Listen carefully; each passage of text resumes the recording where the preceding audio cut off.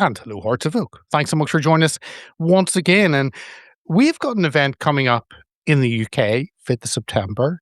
And who better to come on and talk about but Isabel Vaughan Spruce. Isabel, thank you so much for your time as always. Well, thank you very much for having me, Peter.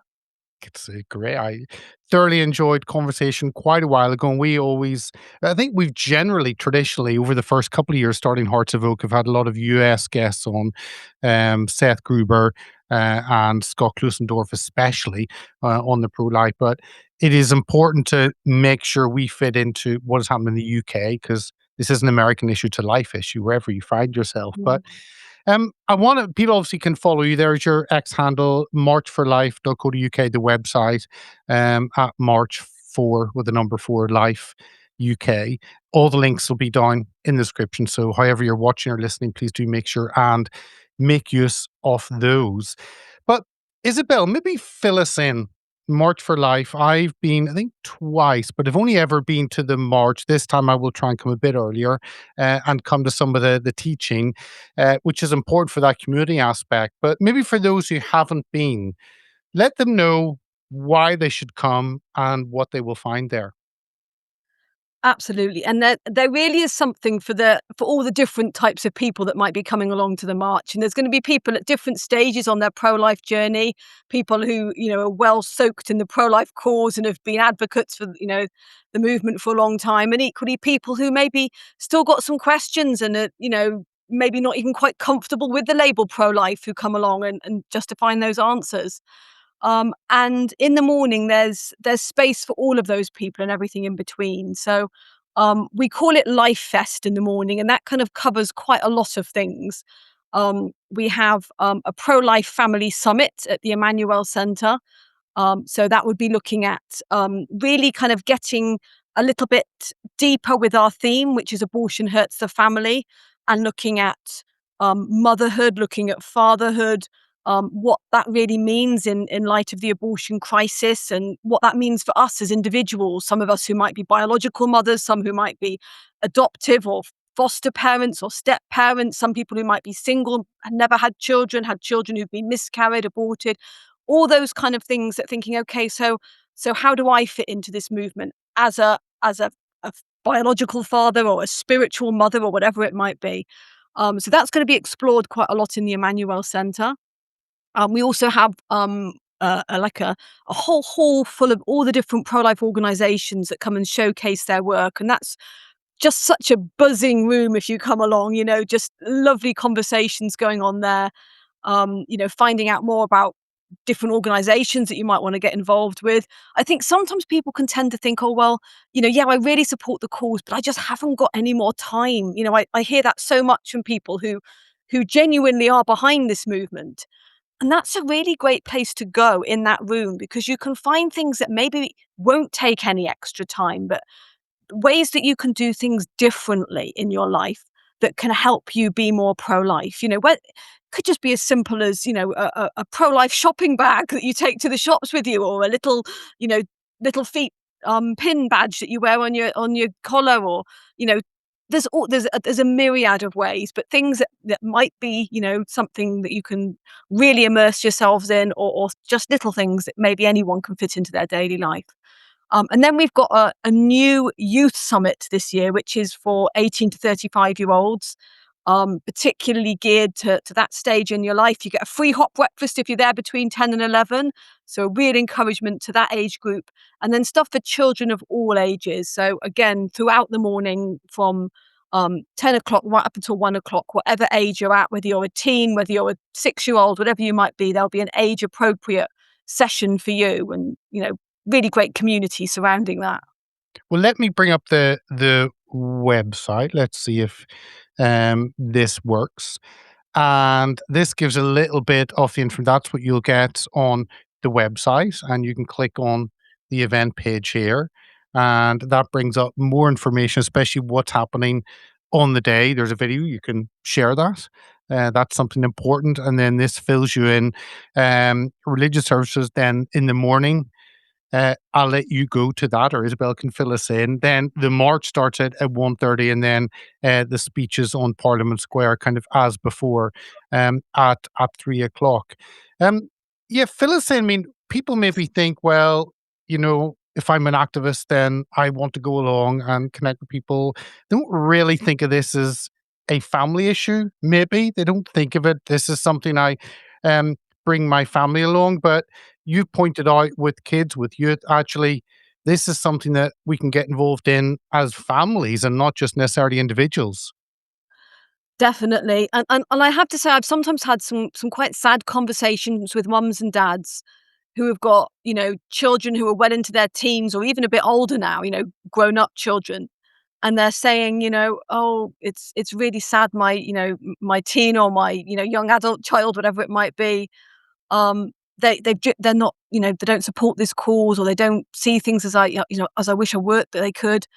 And you realize that that subject was never really brought up. You talk to them about, how was it addressed when they were a child? And not always the case, but so often it's a case of like they left it for the school to talk about, and we can imagine what sort of things were talked or they, just maybe felt uncomfortable bringing the issue up. And so it is really important that we look at how this can be addressed earlier, but in a way that's appropriate to children. So to start with, it can just be really kind of basic values that we learn about equality and justice that kind of underpin the abortion argument. And, children of all ages can learn about that. We all can recognize that it's not fair to single somebody out because they're different, because they're more vulnerable. So those kind of things we can look at. We're looking at, with the younger ones, we're going to look at, Bible heroes who stood for life and maybe looking at things from that perspective of some of the people throughout the ages, particularly in the Christian culture, who've really stood very strongly for life. But making it in a fun way for youngsters so that they can have like, teen chant competitions and t-shirt printing competitions and a way for them to make friends. And that's as equally important as anything else. If all your friends are people who've got different views to you and keep questioning you, it can end up making you question yourself, but without that support that you've got to make you feel that your position is still valid. It's fine to be questioned, but if you feel like so isolated, then often that can be when children maybe feel, gosh, my family is the only family that thinks that. And of course, that's so far from the truth nowadays. There's so many families who believe in the pro-life cause. So it's really great for children to make friends within their own age group who also recognize these important values, but it's done in a very sensitive way and an appropriate way. So parents needn't have any worry that children are going to be taught about things that they don't want them taught about. Feel free to come and talk to us beforehand if you've got any concerns like that. But we can very much assure you that won't happen. But it's a really nice atmosphere for those young people to get to know each other. And of course, the truth is that abortion does hurt all the family. We can think of it very much so, of course, as an issue that affects a preborn child. And we realize more and more how it affects mothers and how damaging it is to them, both physically and psychologically. Maybe we're beginning to realize a little bit more about how it can affect fathers. But of course, it doesn't stop there. The amount of siblings I've spoken to who have lost a brother or sister to abortion and felt that absence growing up, or maybe felt that the love from their parents was conditional because they found out about the abortion. There's just so many ways. Grandparents who are, who had grandchildren that were aborted. There's so many people within the family that are affected, and of course that family relationship itself, the way that spouses or partners can relate to each other after an abortion can be affected because of course it's a really bad foundation for a relationship to end the life of your child. So that's going to be explored a lot more when looking at how it can affect the family and some very moving testimonies to go along with that. Let me bring up again. Sorry, as we're talking, and I'm looking through the website because I hadn't delved into it. So we'll kind of do this as we go along. I think as I'm because sometimes I think certainly for me and others think, well, I'm pro-life. What do I need to learn? I mean, it's bad. What else? But here you go. You've got what's happening during the morning.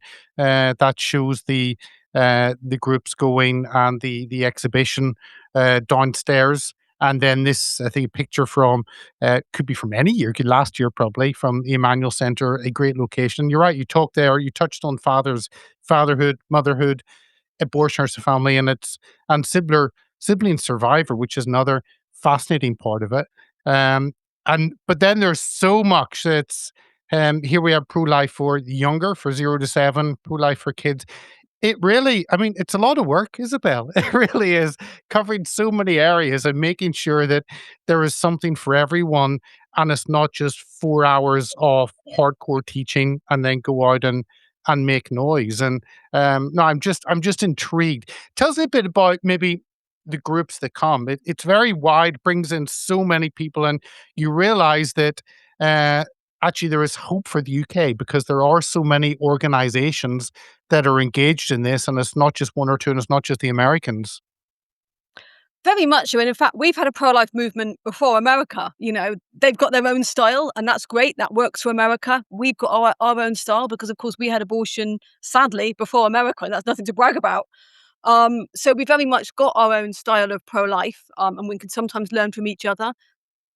But like you say, there's so many different groups of people who come to the March for Life, and we try and kind of reflect that in the different things that are going on, so that there really is something for all the different people.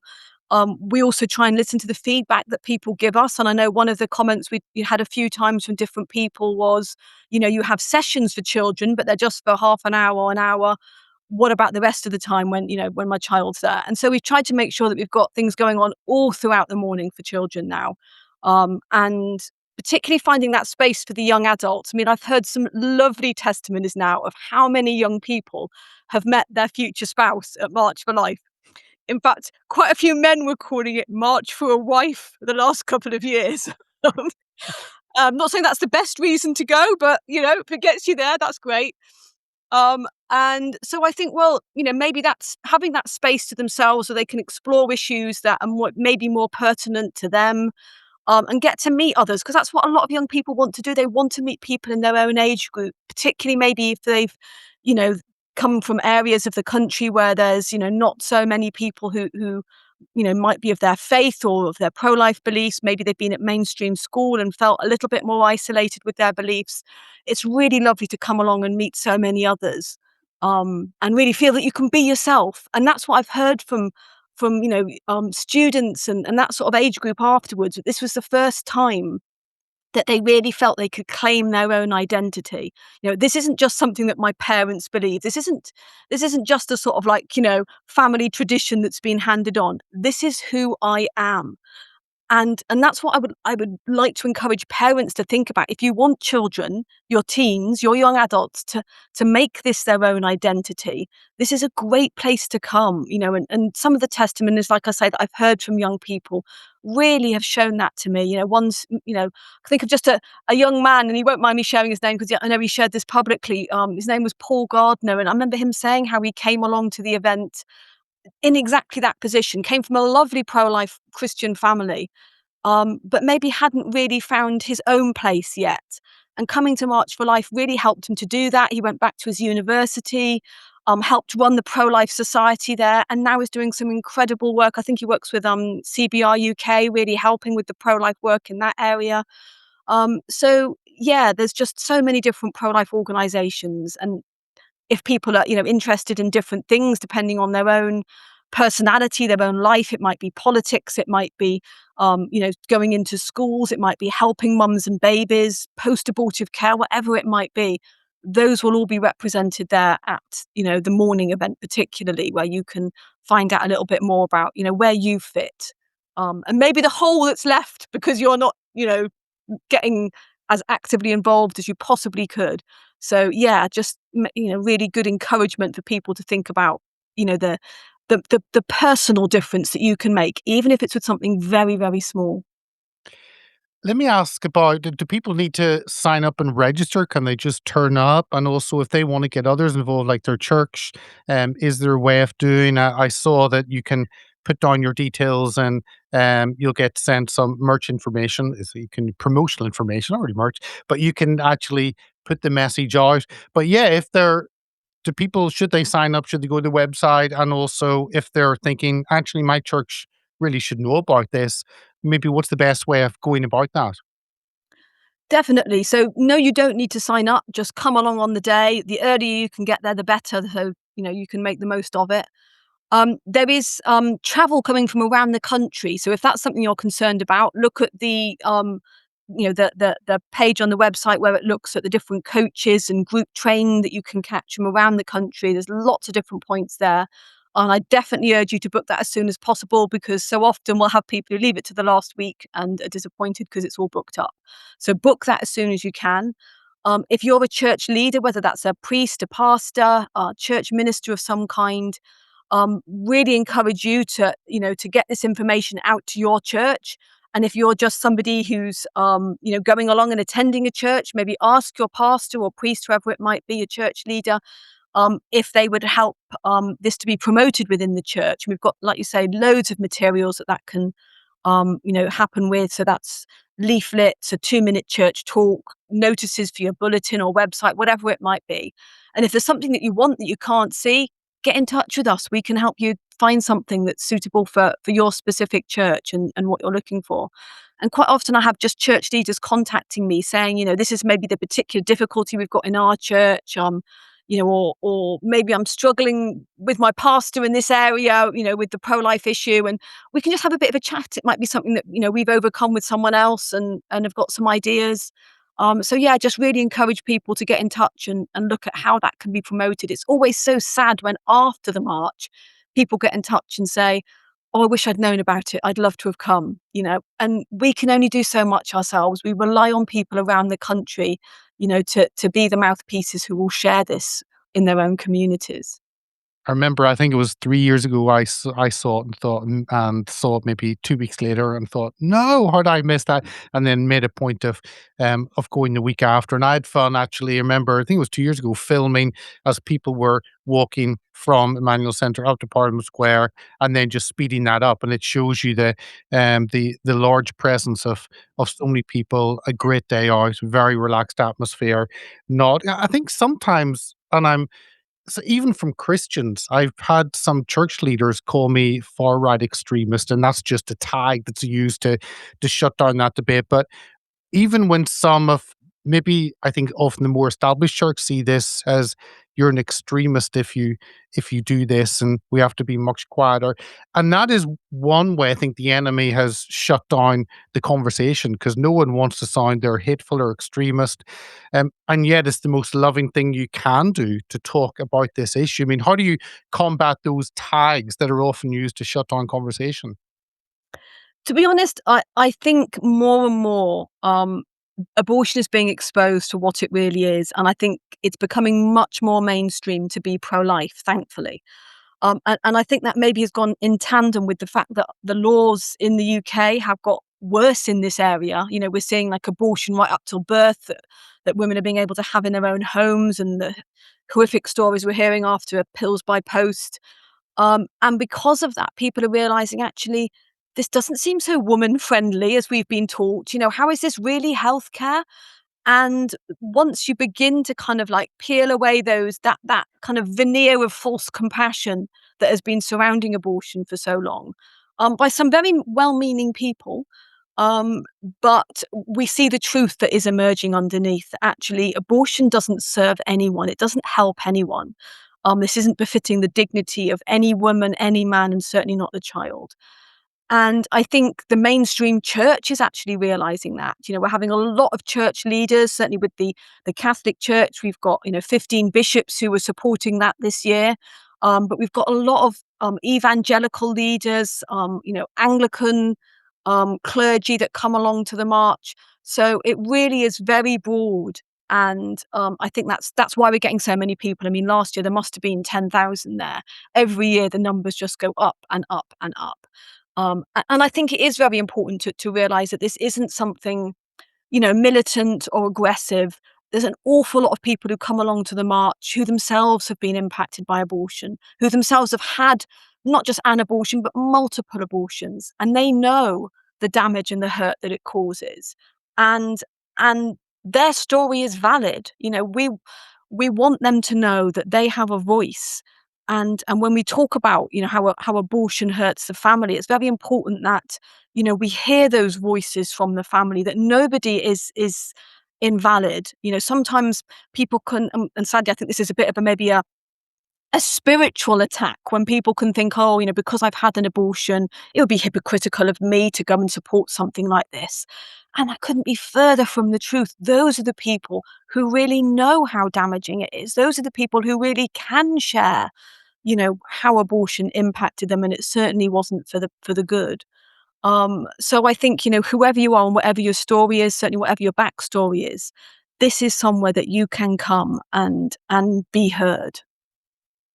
Let me ask you one more thing on the spiritual side, and it's not it's frustration. I'm not pointing the finger, but just even let's bring up this, that there you have you mentioned the services um in the manual center in the morning, and then at different places, and then suddenly you've got a Catholic mass, and it is a mass of faces of very high profile, and it frustrates me as someone who grew up Baptist church, and I go to a Pentecostal church, and that actually this issue is much more silent in the Protestant church, the evangelical churches, and yet often I remember I was struck 2 years ago with the amount of groups who you could see they were from a Catholic church, and actually there seems to be a greater desire to actually protect life from the Catholic Church, and yet it's the same Bible, and it's the same. We're all made in the image of God, and therefore, so I don't know how it's. We want the whole church, everyone, to be involved, whatever their different denomination or strain is. But I've just always been curious why it's the Roman Catholic Church have traditionally in the UK certainly been stronger on this issue. Yeah, and maybe I just want to start off by just mentioning that, you can see on that image that you just showed, it said the Anglican service wasn't confirmed. It is now confirmed, so that's going to be updated. So there will be an Anglican service in the morning. So that's very encouraging as well. Um, I think it's really trying to understand where this comes from, and I think, as I was just alluding to earlier, I think it can be coming from a good place. Not always, but it often can be coming from this place of compassion, of I care about women. I don't want them to be feeling worse. If I talk about abortion and they've been hurt by abortion, are they going to be feeling really awkward? Are they going to think I'm judging them? That's so often what I hear from church leaders, from pastors, as to why they're not bringing this up. And it's not a bad place to start with, because we do want people to have compassion for those who've been hurt for abortion. We don't just want to be the finger of judgment, and look like we're being self-righteous. But the sad thing is, those people are already hurting. We don't hurt them by speaking up. That the damage has already been done, and in fact it's impacted by silence. That's what makes it worse. This isn't something that my church can even talk about. Gosh, how unforgivable must it be? That's the message that people hear. And so it is so important to talk about it. And yes, it might be painful. It might initially maybe be met with anger. That sometimes is the first response to truth, if people feel uncomfortable. I mean, in fact, I remember hearing a lovely story from a woman who'd had an abortion, or it might have been multiple abortions, I can't remember. But I know she said it was brought up at her church, and she became very, very angry. And afterwards, she spoke to her pastor or priest, I'm not sure what denomination it was, and she was very angry at him for bringing it up. And thankfully, he had the kind of insight to think that maybe this might be somebody who's been personally affected, and he told them about Rachel's Vineyard. Again, she didn't respond well and left the church, but she got in contact with Rachel's Vineyard, initially to complain to them about the fact that this had been brought up in her church and how cross she was. But through those people who are obviously experts in dealing with, like, post-abortive trauma and all that goes with it, they managed to help her to find peace. And she is in so much of a better place now. But of course, all that pastor saw was the anger, and he had to be, big enough to be able to just absorb that anger, and to just meet that woman with compassion and with understanding. And sometimes, people struggle to do that. They immediately start doubting themselves. Oh, me and my big mouth, I shouldn't have said anything. As I say, far from it. It's only maybe when it's brought up the 10th time, the 20th time, and that woman or man starts to question, why do I feel so uncomfortable just at hearing that word? Why do I react so badly when someone has mentioned abortion in just a compassionate way? And they begin to question, actually, is there something deeper I need to look at? And it can take a while for that denial to disappear and then begin to reflect honestly. And we have to be prepared to meet what's in between. Like I say, it might be anger, it might be people being defensive, it might be upset and tears, which again is difficult. And I think that's often where those church leaders are coming from, and we need to maybe work with them. And I know, like other organisations, March for Life, we do like priest training, pastor training to help church leaders. I really encourage people to get in touch with us if that's something that they think maybe their church or pastors around in their area could benefit from. Well, let me ask you a little bit about where we are in the UK. We are, I think, close to 300,000 lives lost each year. Abortions, we're over 10 million since that 1967 Act. Maybe fill us in on the situation. It may not be pretty, but it's always good to know where we are, and then we know where we can go from there. But uh, give us an overview of where the UK currently is. Yeah, and the picture you've just painted is very accurate. And I know some people will be listening and thinking, surely that's not right. Um, like you said, we don't even actually know the figure each year. We've got the rough figure of 300,000, but of course, with pills by post, we don't know how many women are taking them.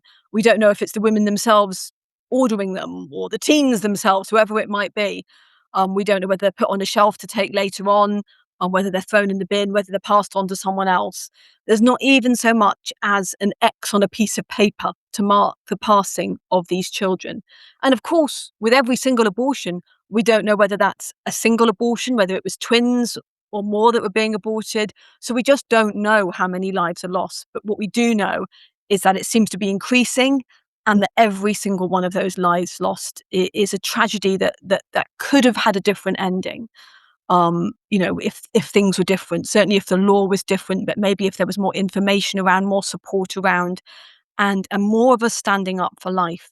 And I think that's the kind of flip side of this, that sometimes it takes us to have an honest look at what is going on in the country. Like you say, how many, not just how many children are being aborted, but the figures of women that are being affected. I mean, the statistics here show at least 1 in every 17 women having abortion pills ends up in hospital.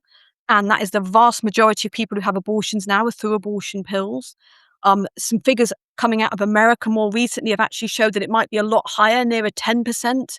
1 in every 10 women having an abortion ending up in hospital. So we can see how damaging that is in many other ways, apart from even going into the kind of psychological or spiritual impact of abortion on so many people. But I think when we face that honestly and frankly, and really look at that, hopefully that's when we think, you know what, I need to get off the fence. And I've seen that happening. So I run a 40 Days for Life campaign in Birmingham. I've seen more people than ever coming to join us, more students wanting to get involved. And like I say, the March for Life just keeps growing and growing. The very first year we had the March for Life, I remember the young people, we were like, come to the front and have your photo taken. We want to show some young people. Now, whatever direction you look in, there's just young people everywhere, families everywhere, loads of children. That's the beauty of our movement. Our movement is made up of families. And of course, the abortion movement, they're liquidating themselves. So we have got sustainability in our movement, and it's growing and growing and growing because people are realizing, if I don't do something, and if I don't do something now, who will, and when will they? It has to be me, and it has to be now. And I think that's reflected in the numbers standing up for life now. We seem you mentioned pills by post and people being able to order those. We seem to have moved so far from a time whenever really chunks of society said, it's not the best thing, an abortion, but, maybe we have to do it, maybe necessary evil. And a point where if someone went for an abortion, supposedly they had to see someone, and then that got signed off. So there was an acknowledgement that this is something that's a big step. Now having ordering things and just receiving in the letterbox and taking it without anyone around. It's difficult to comprehend how far we have moved from, we don't care any longer about the individual involved. We just need this abortion done as quickly as we can. Yeah, and just looking at that through the spiritual lens for a minute, I think, isn't it just the case that Satan always oversteps the mark? He always goes too far because he's never ever satisfied. And this is what we're seeing here. And in a way, we can use that for our good. As I was just saying, I think it's awakening more people, people who are maybe okay to turn a blind eye to some abortions, who are maybe in agreement with a certain amount of it, but like, 300,000, especially when our country is struggling demographically to replace itself without, if we don't account for anyone coming into the country from other countries, we can see that actually this isn't a good way to be. We're beginning to see, like I say, how much damage this is causing to women.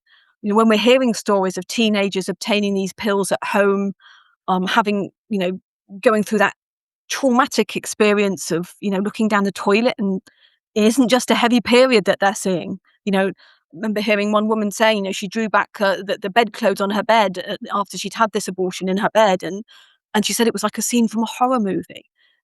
Those kind of stories, horrific as they are, and regrettable as they need to be heard. It's those stories that actually will change things. I remember when abortion was voted in Ireland in that terrible referendum, when people were asked afterwards, why did you vote as you did?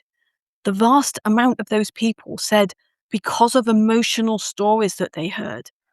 And yet the emotional stories that expose the truth about abortion are there if people only listen to them and only go and watch them. You can go onto March for Life website, again, amongst many other places, and see, dozens and dozens of testimonies from people who've been impacted by abortion. And like I say, it just shows Satan has gone too far, and people are waking up. Even those, in fact, just today I had somebody contacting me who supports abortion. She says she supports abortion, but you can tell she's got real concerns with what's going on, and that's not unusual at all for people to hear about. To hear about that people have got legitimate questions, that this doesn't seem consistent with what I really believe and how we should be treating women, children, how men should be valid, and certainly with preborn children. Another change that happened was just over a year ago, with that vote, which was like, I think, 300 to 100 or something. It was a quite a wide gap on decriminalizing abortion up to birth, and it sounded very sensible. You don't want to criminalize poor mothers that actually find themselves in a difficult situation. So, okay, then we want to care for them, and this is how we care for them. Just fill us in on that, because that puts the UK right at the front of the queue, probably of some of the most liberal abortion laws in the world.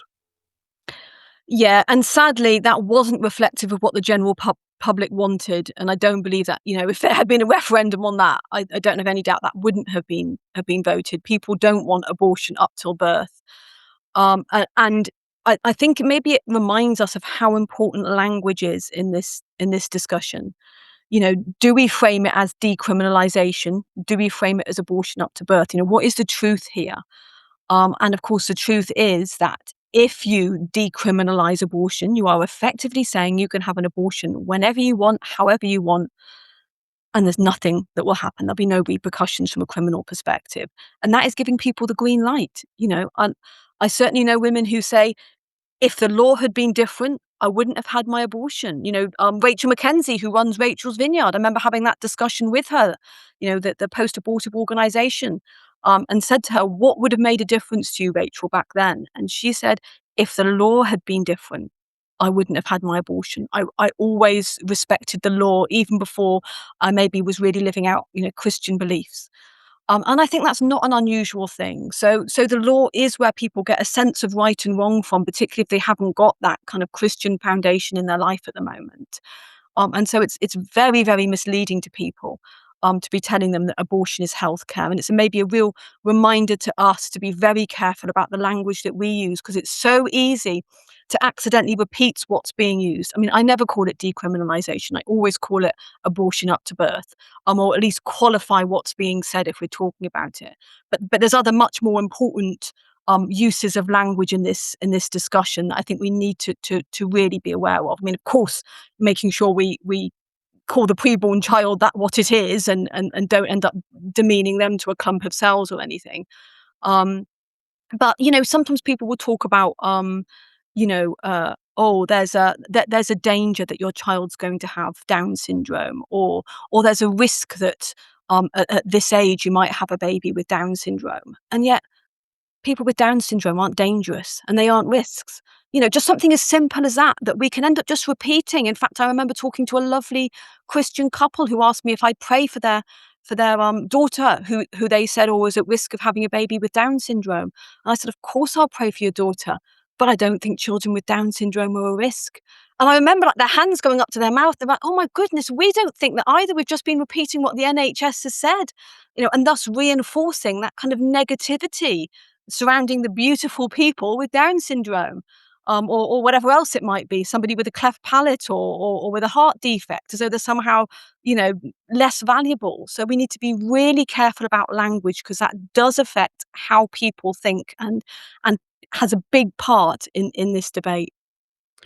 Um, I mean, coming near the end, but I want to ask you for an update. You think came to prominence, certainly for me, because you dared to pray silently in your head on a Sunday, within a certain distance of an abortion clinic. I don't think actually was working because it was a Sunday. But um, is is prayer still illegal in the UK in those areas, those buffer zones that were called again? When you talk to those outside the UK, talk to US audiences, and they're, what do you mean? What do you mean prayer? Well, yes, it is. Do you want to remind us of the situation, and is it any better? So I should start by saying there's only certain things I can say, because I've still got a live case against me. I got to go to trial next January. This has been dragging on for so long, which is why I think people think it's all been done, because it started in 2022. It won't be till 2027 that I go to court, for a week-long trial into silently praying outside an abortion centre. A So week-long trial. I Oh, do ask for prayers for that. Would be very, very grateful, and I'm very grateful to everyone who has prayed so far. Um, but this is an ongoing situation, and like you say, I mean, when I was first arrested, yes, the abortion centre was just closed. There have been other times when the abortion centre may have been open, but I certainly haven't been engaging with anyone in any way, or trying to. Just simply silently praying on a public street, and in a way, it almost seems, you know, like a bit of a fraud to be able to be saying, "Gosh, I've got so much attention for just silently praying on a public street," when I'm aware that most people I know do that at some point. Most of my Christian friends at some point pray when they're on a public street. yeah. Why is this so different? Because of the abortion centre, and because our laws almost make a god of abortion.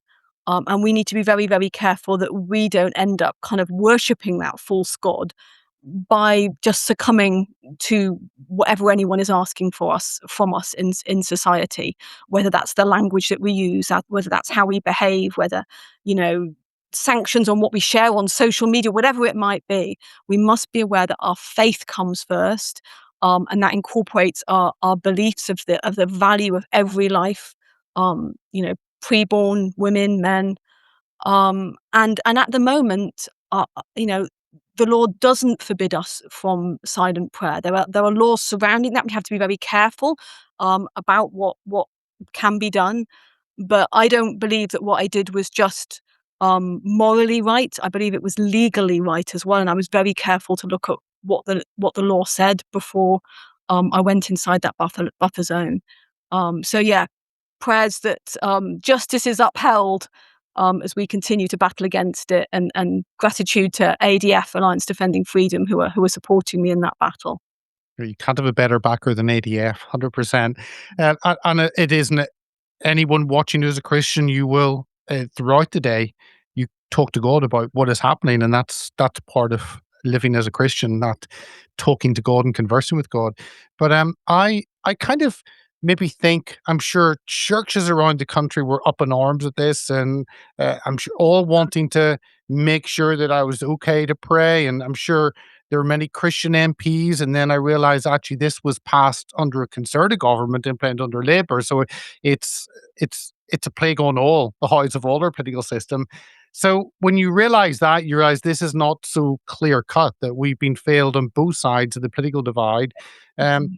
but I haven't heard many politicians speaking up strongly on this, or many church leaders. I mean, you'd great when Mm. Fiona Bruce was, she very strong, and the number of other Christian MPs. You don't need to be Christian to say it should be okay for someone to pray quietly. But yeah, have people come out in support in ways you wouldn't expect, or has it been fairly quiet? I have been kind of overwhelmed by support from people, I have to be honest, which has been really encouraging. Um, I'd s I'm sure it goes without saying we would like to see more on the political front. I mean, we do have some political leaders, like last year at March for Life, we had, Carla Lockhart come to speak. I know before on one of our events we had, Lord, David Alton came and spoke. So, and I don't wanna sort of single out people, there've been lots of others that have been very supportive, but not enough. And I'd say the same for religious leaders. We've had so much support from certain religious leaders, Christian leaders that have been really supportive. So many Catholic bishops, as we say, this year coming along to the March for Life. But I think sometimes it's so easy to look at, what is that leader doing? What is that politician doing? What is that bishop doing or not doing? When really the question is, what are we doing? It's always the question that we've really got to answer, because when we become before God, He's not going to say, what did your MP support? He's not going to ask us, what our pastor was doing, what our bishop was doing. He's going to say, what were you doing? And it's too easy to point the finger at a political party, and not that we don't have to look at that, and of course we have to look at that, and of course we have to try and work with our priests or pastors to try and help them along this road. But most importantly, we have to do what we can and get that in order first. And I think when we do that, we will find that actually people around us start to do more as well, just by example. So I would say, rather than looking at others, let's look at ourselves. What can we do? And there's usually something more than we can do. And that's not just in practical terms, but also in our prayer life. Make that prayer personal. P- Really pray for the politicians, by name. Pray for your pastor if they're struggling in this area, whoever it might be. Make those prayers intentional. If necessary, write down their names so that you remember to pray for them. How many of us can actually say that we really fast for individual people? Those things make a difference. And if those of us who really do support this pro-life cause really lived out our faith in a real way, as in, acting it out, praying, fasting in an intentional way, that the country would change, and it will, and it's beginning to, but we need to have more individual responsibility. I agree. And we need to pray for Carla Lockhart. She's amazing. I think she's heads up the APPG and pro-life, I think so. These two Yeah. go from Fiona Bruce, and one of many very good MPs, and gives you hope that there are some. Of course, she's from Northern Ireland, so where I'm from. Uh, Isabel, so thank you so much for joining us. I'm looking forward to going, and as I'll try and get there earlier, catch up with people. Always good. Make sure and film that march. Um, so I mean, people watching you, I think I'd really like to go. Again, you mentioned that people are coming from further afield. They could maybe contact. I'm sure there'd be groups going. How can we people plug into that to make sure they connect with others and don't feel as though maybe they're going by themselves for the first time and make it put off? How can they connect with people before they go? Yeah, so again, go to the website marchforlife.co.uk, and you can look at the travel page there if you think that's going to be helpful to you. I really just want to encourage people, once you come along, you will meet so many lovely people there. You won't be alone. And I think we do need to be very much aware of the spiritual attack in this. This is something really good and positive. So if you want to come and do it, with the pro-life cause, there is often a strong spiritual attack. So there will be that little voice saying, "Oh, maybe next year," or "Other people will do it. What difference does just one little person like me make?"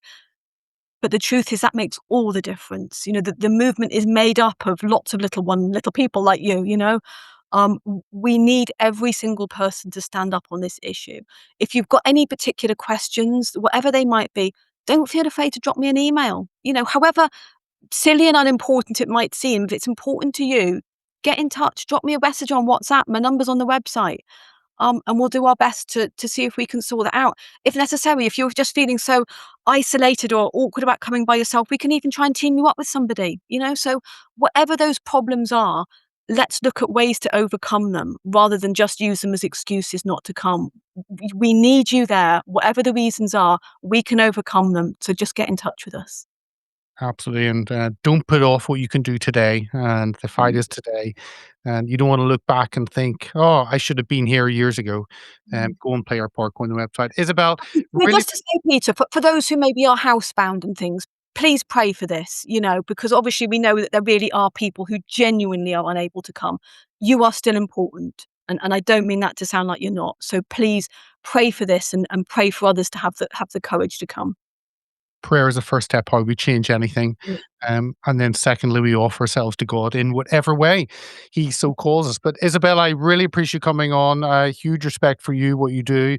And it was exciting being there, I think, the last 2 years. Looking forward to being there 5th of September on the Saturday, right in the heart of Westminster. Just in a couple of weeks, we're recording this a few days before it goes out. So just coming up in a few weeks. Do plan ahead.